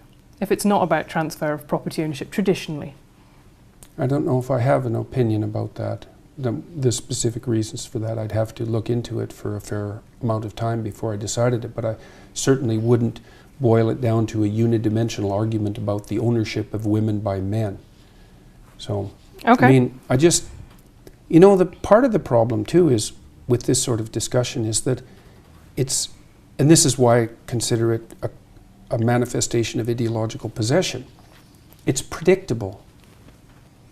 Well, that's what knowing your stance on. But having a coherent ideology does mean that it is predictable because you don't need an ideology. It is one logical thing that flows from another, and all those pieces tessellate together. So what I find very interesting about your thinking, I find it quite slightly baffling, is that I don't really see how all the pieces fit together. You say that you're not, you believe in God, but there's a lot of emphasis about going back to... No, I actually say I act as if God exists. Right, but which is actually my definition of belief. Okay, but that then doesn't, to me, tessellate very obviously with your insistence that actually it's just about pure science and there's not a because I can what insistence that it's just about pure science? Well, I wrote Maps of Meaning. There's no insistence in that it's just about pure science. Okay, but you make appeals to science. What I mean is different. You make appeals to science all the time. You say, well, this is what the literature says, and the trouble with God is that ultimately you can't say this is what the literature says. There is no literature. Which is why I don't say anything about the scientific status of God apart from what can be experienced maybe under certain conditions of what would you call chemical-induced mysticism, which seems to be something that you can say something scientifically about. But I see that there's two different realms, right? There's a realm of values and a realm of facts. And in the realm of facts, science reigns supreme. But it doesn't in the realm of values. You have to look elsewhere. That was what the humanities were for, before they got, what would you say, hijacked by ideologues. And the idea that something should be consistent. You were talking about the necessity for consistency in ideology. It's like, I'm not hearing what you think. I'm hearing how you're able to represent the ideology you were taught. And it's not that interesting because I don't know anything about you. I could replace you with someone else who thinks the same way. And that means you're not here. That's what it means. It's not pleasant. So you're not integrating the specifics of your personal experience with what you've been taught to synthesize something that's genuine and surprising and engaging in a narrative sense as a consequence. And that's the pathology of ideological possession. It's not good. And it's not good that I know where you stand on things. Once I know a few things, it's like, why have a conversation? I already know where you stand on things. I bet you don't know where I stand on all things. I would hope that was true. Okay, let's talk about transgender issues. That's fun. What do you think I think about transgender issues? I suspect that you think that gender expression, gender identity are fundamentally social constructs, but I could be wrong. No, I believe that there are definitely some biological differences between the sexes. We've observed them. I do believe that gender is a hugely powerful social structure that we've built on top of that it is largely but not entirely socially constructed. I think when you look back through the history, biological differences have consistently shrunk? Like we were talking in the 18th... They haven't in Scandinavia, they've magnified. Okay, but we were talking in the 18th... That's actually an important exception because Scandinavia has gone farther than any other area, the Scandinavian countries, in establishing egalitarian social policy. And the differences in interest and career choice and personality between men and women have grown as a consequence, not shrunk. Which is exactly the opposite of what the social constructionists predicted. But also just suggests that they're malleable, actually, rather than fixed. Well, of course they're malleable. No one would ever suggest otherwise. Right. So that's what I mean. So I think they're not malleable in the direction that the social constructionists presume. As you flatten out the sociological landscape, you maximize the biological differences. No one saw that coming. And you might think, well, it's a handful of right-wing scientists who are pushing that. It's like, no, it's not. It's mainstream psychology, and there aren't any radical right-wingers in mainstream psychology. And everyone who discovered that was absolutely shocked by it. And these papers have been cited by thousands of people, and they have tens of thousands of subjects, and they've been done on virtually national level samples, cross-culturally. But I also think the behaviour in Scandinavia has changed. For example, a lot more men take paternity leave now that there is a portion that is reserved purely for men. That doesn't seem to be making them wildly unhappy. So I think that there are definitely behavioural things that are susceptible to nudges by society, by government and by the state, and that do change the way that people behave. Yeah, that seems so we can kind plausible. Of meet in the middle on that one. We know that people can be educated and that we can develop as a consequence of learning. That's certainly not a disputable proposition. And I also believe that there is no evidence for gender identity in the way that it is used as an idea of a soul. I think that that's the way that it's often used to me. By who? By transgender activists. Yes, well, I think talk about having a female soul, and that to me seems strange. I don't see how you can... something like biological determinism. Right. Which is very... It's one of the things that's so perversely amusing about these sorts of arguments is that, well, but I attribute it to the lack of demand for logical consistency as a consequence of postmodern thinking. You can believe one thing when it's convenient in one situation and another thing when it's convenient for another. So we're in the perverse position where if you're a man born in a woman's body, that's biologically determined. But if you're a woman born in a woman's body, that's socially constructed. It's like, okay, good luck with that theory. Right. I don't believe you can be a man born in a woman's body or a woman born in a man's body. What I believe is that there are some people who feel alienation towards their bodies and they want to remove body parts. Everybody feels that. Right, but they feel it to such an extent that clinically the best treatment for them is to transition and live as if they were the other sex. Yeah, well, I don't think that there's any evidence that that's clinically the best treatment. We certainly don't know enough to make that presupposition, and I think we're playing with fire assuming that that's the case. The long-term outcome studies certainly don't demonstrate that. So it's not so. I would make a very big distinction there between adults and between children. I think would be a good distinction to make. Right, yeah. But I think we are very quick to diagnose and treat children in a way that I find, and not waiting for the research, and that I find concerning. Yeah. So yeah, well, the lawsuits will put an end to that in about 15 years. So there's one place that we have found from which that is something that gets me a lot of hate, right? I'm sure it does.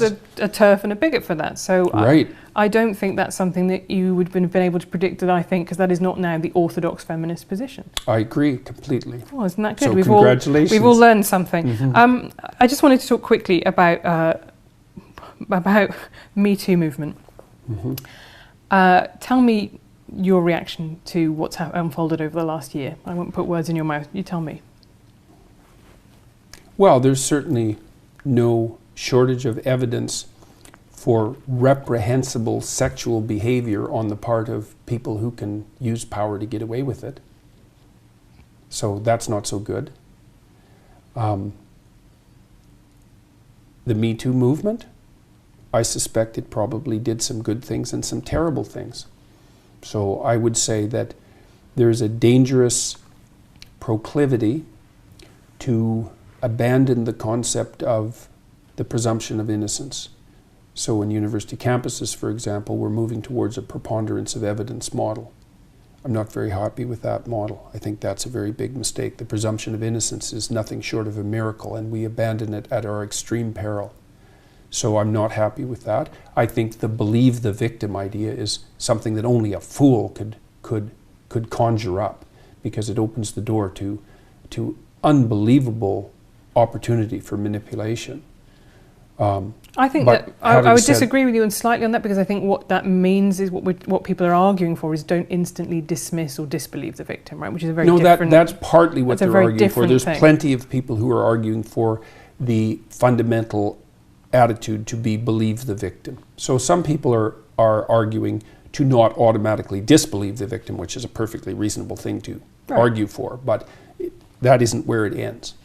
So okay, climate change. I saw you posting a link to a study suggesting that a lot of the way that it's talked about has been overhyped. What are your beliefs about climate change? Well, I spent a lot of time. I don't really have beliefs about climate change, I wouldn't say. I mean, I think the climate is probably warming, but it's been warming since the last ice age, so I don't know exactly what to make of that. But it's dramatically accelerated even in the last couple of decades. Maybe. Mm-hmm. And possibly. It's not so obvious. I spent quite a bit of time going through the relevant literature. I read about 200 books on ecological, what would you call it, on ecology and economy when I worked for the UN for about a 2-year period, and it's not so obvious what's happening, just like with any complex system. The problem I have fundamentally isn't really a climate change issue.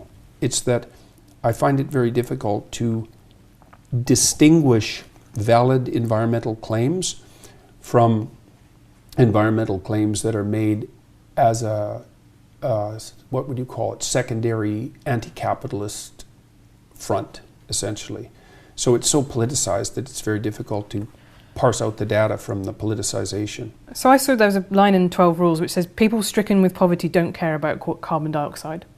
Yeah, that's definitely the case. And I think that's not an unreasonable point to make, because you think about Maslow's hierarchy of needs, right? People, if you can't eat, then actually you can't really worry about what's happening in 50 years to the planet. However, I don't think that's a reason not to tackle climate change, because those same people in the global south... It's partly a reason. Is it though? Because people in the global south... coal-generated plants stop people from starving. So yes, it's partly a reason. And it's certainly the case that making energy more expensive, obviously, makes things more difficult for poor people. So yes, it's definitely an issue. And I would say, it's kind of a conundrum for those on the left. It's like, what's it going to be? Clean air or hungry people? Think, well, we don't have to choose. It's like, okay. Or renewable energy, or... Oh, good luck with that. Or nuclear power. I'd be fine with more nuclear power stations. Yeah, well, it doesn't look like we're moving in that direction very fast. No, but that is a solution. Well, it worked for the French. I was fascinated. David Attenborough is something kind of close to a national religion in Britain. So there's a bit where you say population control advocates like him, you compare them to Eric Harris, one of the Columbine killers. Why then is it virtuous to propose that the planet might be better off if there were fewer people on it? And I found that completely boggling, that you have elided their population control through people not being born and the mass slaughter of people who are already alive. It's the motivation that I question. Right, tell me more about that. Well, what kind of statement is the planet would be better off with fewer people on it? First of all, there's an easy solution to that. You could leave. Unfortunately, much the best efforts of Elon Musk, that is not yet an option permanently. No, that isn't what I mean. That's what I meant, yes. If you're very concerned about your carbon footprint, there's a very fast solution to that. So, and I think it's disingenuous to... Well, it's the other people, or maybe it's the people who haven't been born yet. It's like, this is also the problem I have with much of the environmentalist movement, is there's a powerful stream of anti-human sentiment that motivates it, and masquerading under the guise of virtue on a planetary scale. It's like, could be. I mean, it's not like we're not fouling our own nest. But that's why I'm fascinated by where you come from, is because the book, is so much about things being in balance and harmony, right? And order and chaos outweigh each other. Well, what overpopulation has done is got to the same... Who says we have overpopulation? Well, I think that it's very difficult to see under the current model of fossil fuel-based capitalism. Sorry to use that word. I know it upsets you. But that is what you until we've run out, when we run out of fossil fuels. Yeah, that's not going to happen. Well, it will happen. Yeah. Because there is people have been saying that's going to happen for 50 years, and now the United States is a net exporter of fossil fuel. Right. And so no one saw that coming, did they? But it happened. And you're right, that might be the case, but at the moment I would say that, you know, China is putting up new power stations, you know, by the bucket load. Yeah. It is entirely possible that the stuff that the developed nations did, that now developing nations did, you know, and now doing to make themselves they'll richer. get concerned about clean air when they get richer. That's what the data indicate. Once you get GDP up to about $5,000 per year, people start to become concerned with environmental issues. So if we make people rich fast enough, I don't think so. It'll happen too late for some things. It looks like we're going to top out at about 9 billion. I think we can handle that. I think probably one of the problems that'll beset us in 100 years, assuming there are even creatures like us around in 100 years, is that there'll be too few people, not too many. You know, the projections top out at about 9 billion. It's only 2 billion more than we have now. There's every reason to assume that we can cope with that, especially given the rapid decreases in poverty around the world at the moment. There's a bit of a bottleneck. There'll probably be some more extinction. What we're doing to the oceans by overfishing doesn't seem very smart, but we've only been aware of our role as planetary stewards since 1960, I would say, and we're not doing too bad for people who just woke up to the fact that we're actually a planetary force. And I don't think that we're overpopulated. I think all the arguments that all the people who made those arguments in the 1960s, like Paul Ehrlich, I think he wrote The Population Bomb, predicted mass starvation by the year 2000. He was absolutely and completely wrong. No, we've been very lucky with things like golden rice, for example, and genetic engineering of crops. I think that's... Yeah, it's not luck. No, it is. I agree. Human ingenuity is a huge part of that, definitely. Right, well, and more people, more ingenuity. And Bjorn Lomborg, who I really admire, this skeptical environmentalist who's actually gone a very long ways to trying to figure out what we could do at a planetary level that would actually be useful and productive. His research has indicated the best possible investment isn't carbon tax, it isn't cessation of utilization of carbon-based fuel. It's probably investment in early infant care around the world, especially in developing countries. Seems right to me. He's done the analysis very carefully. One more area that you've talked about that's caused controversy is gay parenting. You've said the devil is in the detail and you want to see more studies on that. What do you think might be the adverse effects of having same-sex parents? Well, I don't think we know what modeling is optimal for children. That's really the issue. I mean, I suspect that 2 parents are better than 1. Suspect, right? I don't know. 1 parent is definitely worse than 2. We know that. But we don't know what exposure to role models, say, is necessary for the continuity of maternal behavior or for the adoption of functional gender roles. We don't know any of that. And so that's the variable, obviously. No one knows what the consequence of being raised with 2 people of the same sex is. Maybe none. But so there doesn't seem to be any evidence so far. That's all the literature review suggests that there were a couple that showed problems, but they were in coupledoms that had already broken down, right? So there is no evidence. Maybe there will be some found, but at the moment there is no evidence that there is any problem with having gay parents. I never said there was. Somebody asked me, I believe it was a question like, if there was a problem, what would it be? It's something like that. I mean, you can make a very strong conservative case for gay marriage, I think. I mean, not that I would necessarily be motivated to make a conservative argument. David Cameron, our former Prime Minister, said, I support gay marriage because I'm a conservative. Yes, right. So, it's obviously homosexuality it's been around forever. So what's the appropriate social response to that? Well, conceivably, bringing as many people as possible into something approximating the same game. I think you could make a reasonable case for that. What's the consequence of that for children in those families? I don't know. I mean, what I would say is, well, the obvious risk is that there's no one of the opposite sex around. I mean, it doesn't take it doesn't take the perception of genius to come up with the observation that might be a problem. Now, maybe it's not. And my suspicions are there's probably far more relevant problems with regards to what happens to children that isn't good than that. Right. So this is a way in which, that is now a conservative position to hold. I think it's 20 years ago that would have been anathema to mainstream conservatives. Well, people were concerned with the deterioration of marriage and believed that any additional transformations would further weaken it. And I think that that's not an unreasonable position given how weak it's become. And I don't think that that's been good for people overall. Okay, let's talk about free speech to finish on.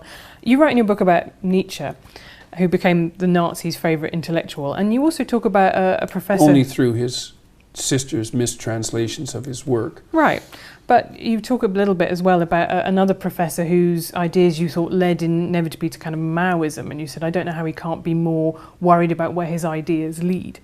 Do you worry about where where your work might be taken and used by other people? I saw you posing with... I worry about that all the time. With a Pepe flag. Oh, I can't believe you brought that up. Right, but I just think it's... Seriously, I can't believe you brought that up. You should go online. Yeah, I do. There's a... Believe me, I do. There's a video called, I think it's called, Is Jordan Peterson a Darling of the Alt-Right? Have you watched the video of the person who put up that Pepe flag with me? He's online. But go watch it. I have seen... You wouldn't, I would say... And why are you concerned about Pepe anyways? Jesus, he disappeared like 3 years ago. It is... And most of that was trolling by young guys who were trying to drag the media into idiot accusations like the idea that this was a white supremacist gesture, which I was asked about on CBC. It's like, no, it wasn't.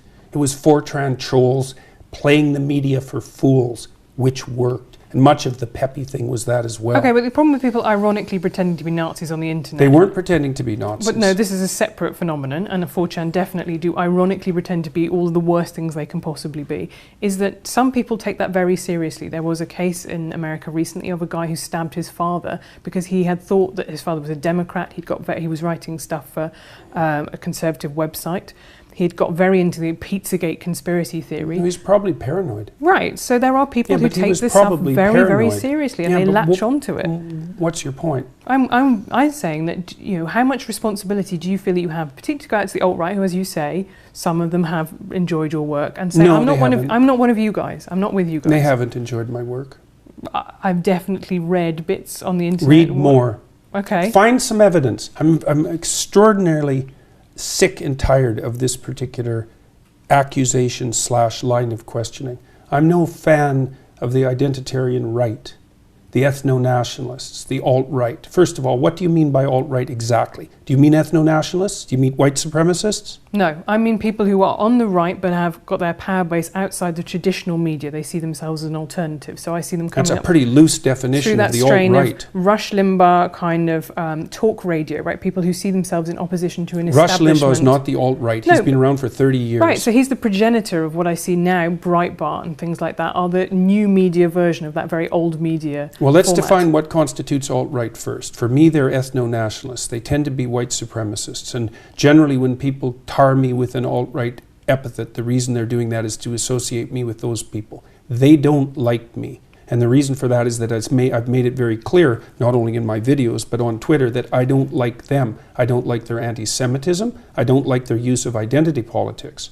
I don't agree with their aims. I think that their notion is something like, well, if everybody's going to play identity politics, we're going to play it too, and we're going to win. And I can certainly understand that motivation, but I think it's a bad game all around.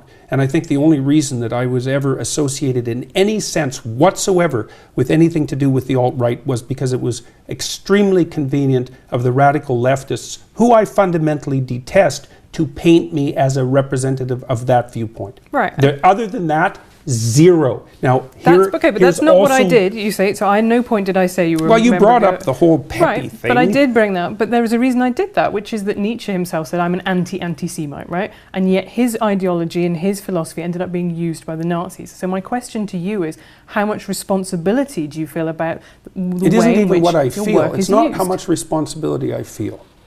It's how much responsibility I take. Right. Right. And I take as much responsibility as I possibly can. Right. Which is why I'm doing what I'm doing. Right. I'm going around the world. I'm talking in different cities. I'm talking to people as much as I can.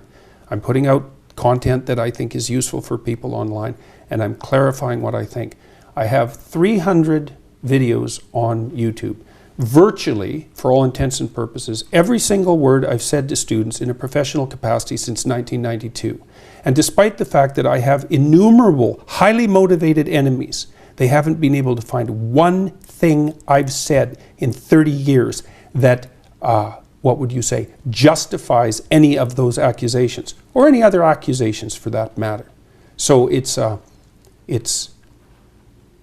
quite the phenomena. I mean, I understand it to some degree, you know, because... So, sorry, about the Pepe flag, because you can help me explain this. Why did you pose with it? What were your reasons for doing it? Did people just come up and bring it to you and Yeah, I was like posing with...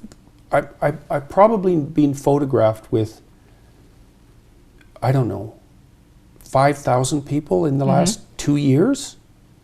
And, you know, it's one after the other, often in groups of 100, 150 or 200 people. And it's like 15 seconds. Right. And they brought this flag. One of them had spoken at the event. They were doing it ironically. They unfurled the flag and we took a picture, and that was that. Would you have posed ironically with a hammer and sickle flag?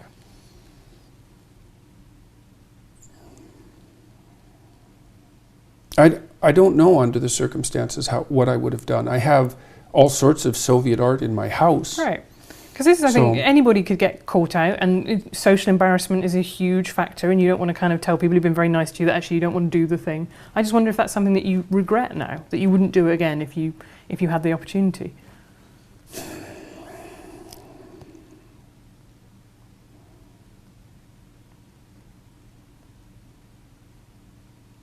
Well, I don't think it did me any good.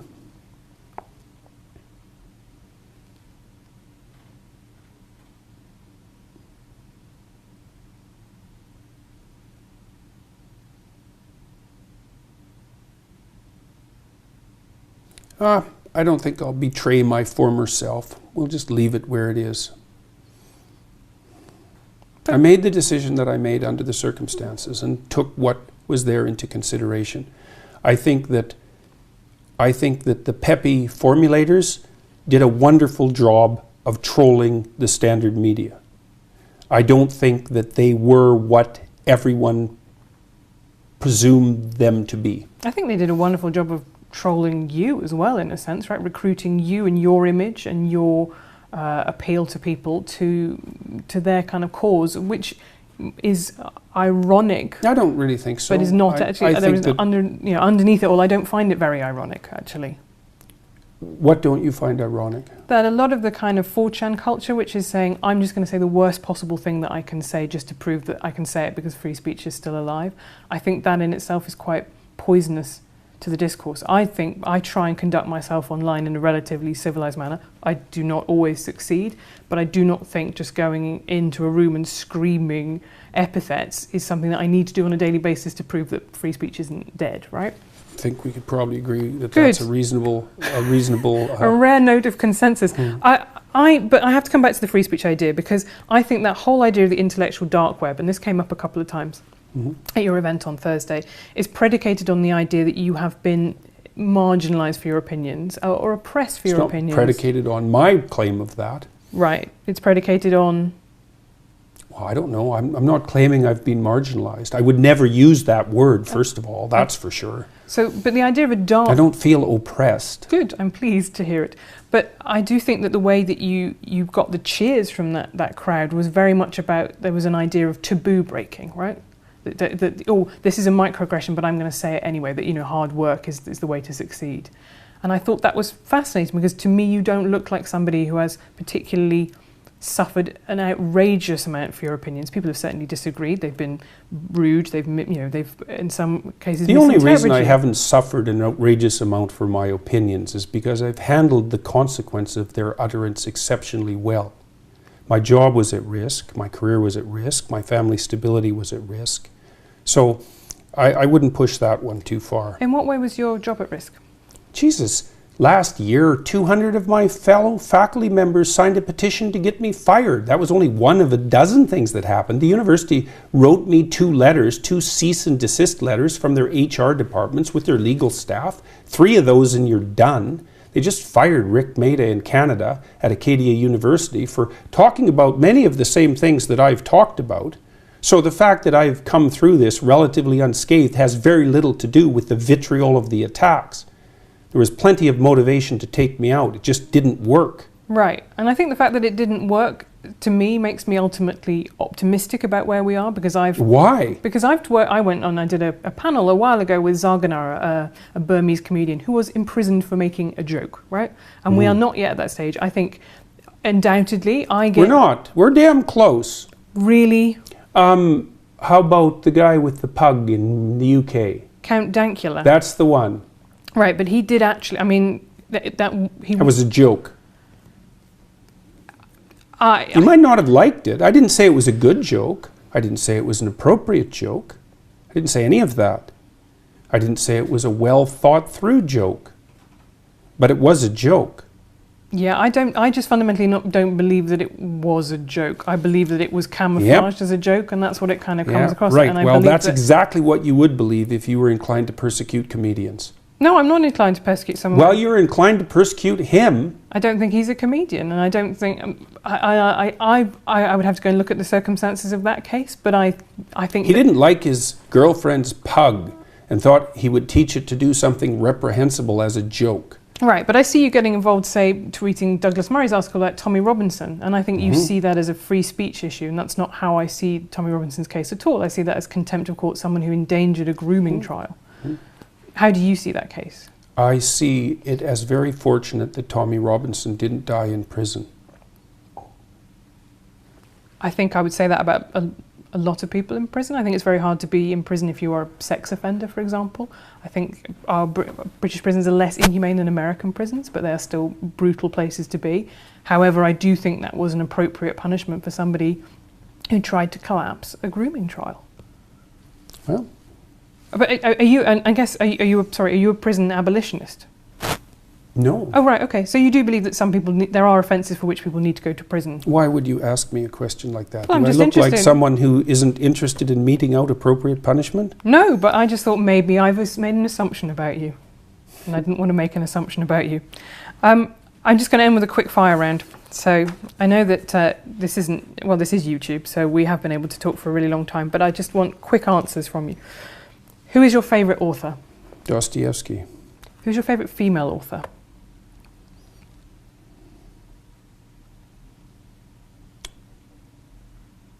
Margaret Lawrence, I think. I don't know her. She's a Canadian author. Kind of an antidote to Margaret Atwood in my estimation. Okay. When did you last cry? Oh God, who knows? Last week, probably. Who is your smartest opponent?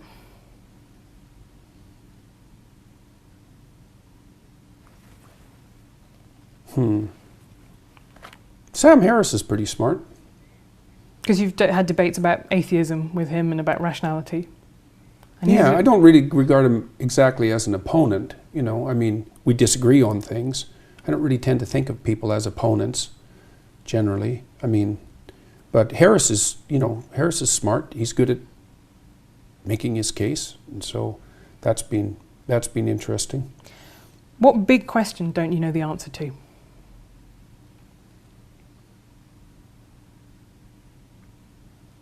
What big question don't I know the answer to? Oh God, that's a tough one. There's so many of them.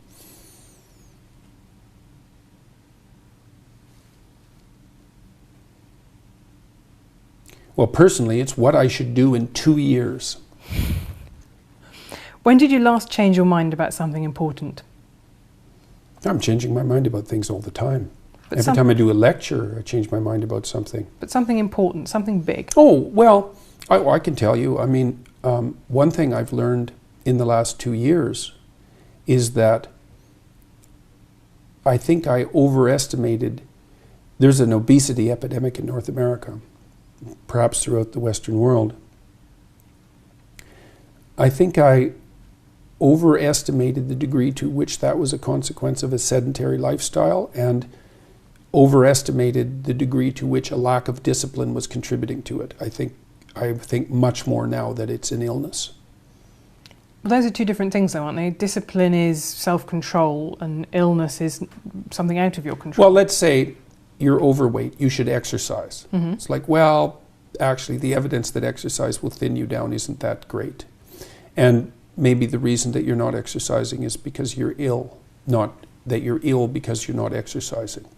So I have a lot more sympathy for the hypothesis that the obesity epidemic is actually a consequence of an illness, of a broad scale. Illness isn't exactly right. It's a dietary problem, fundamentally. And there are deep causes for that. Are you still eating your all-beef diet? Unfortunately, yes.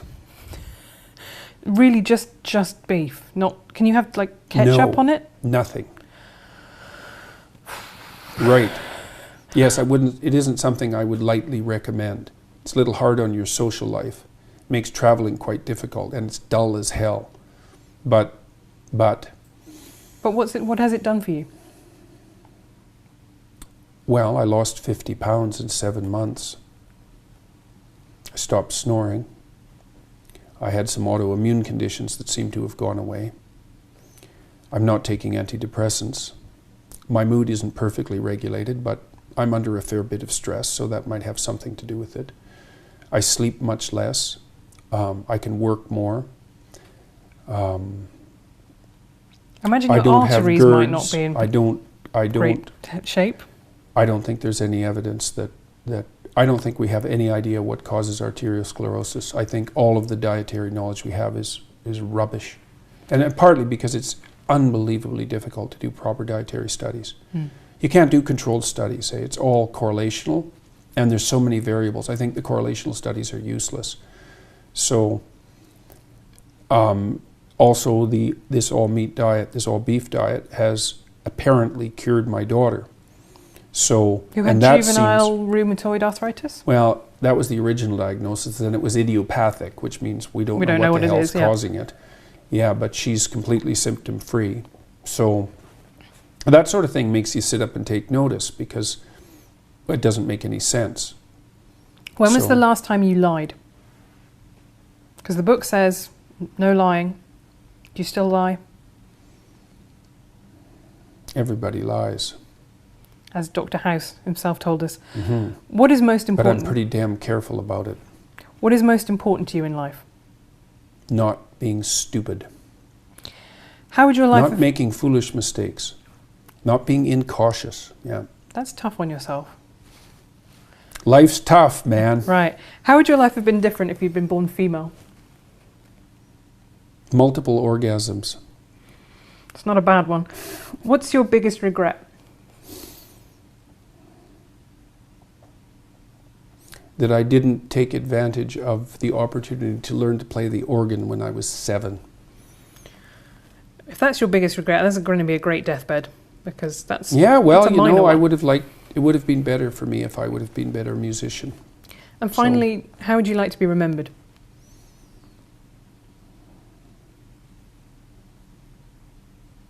As someone honest. Dr. Jordan Peterson, thank you very much.